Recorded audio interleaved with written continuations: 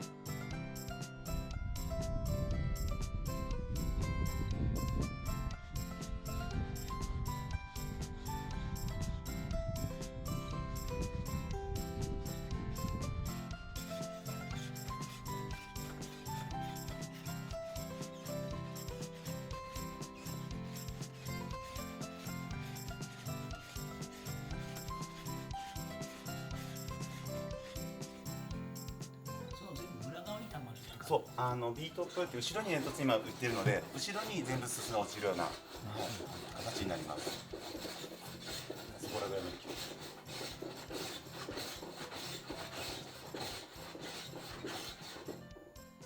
すすの質は良さそうです。サラサラしてるので。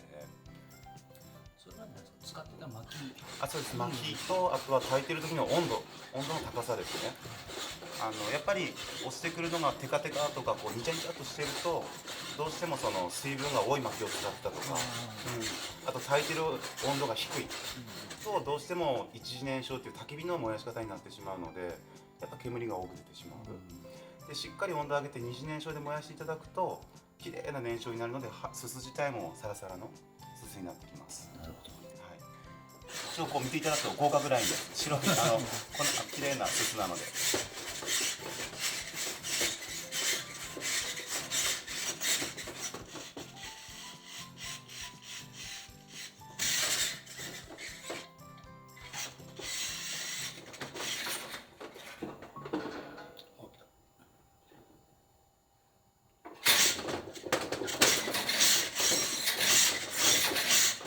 これ自分たち慣れてるのでスーッと下ろせるんですけど、これ一人で慣れてない場合ガーッとこう下どこまでいったかわからないのでガンガン当てて壊しちゃう場合もあるんですね。気をつけないと。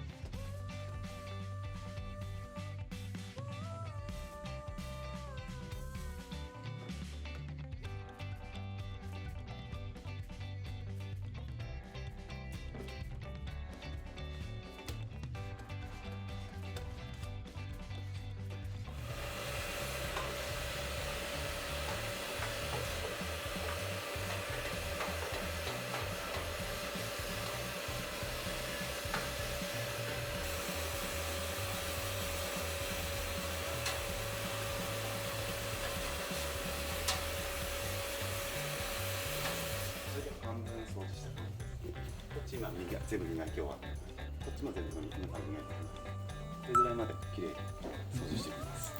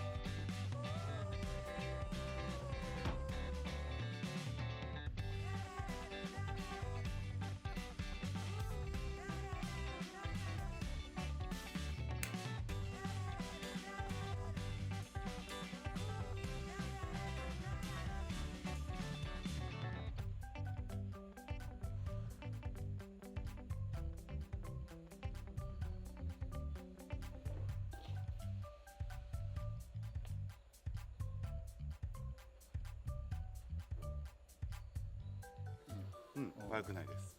もっと塊になってるとよろしくないんですけど、今回のは悪くない。悪くない。はい、5分ぐらいです。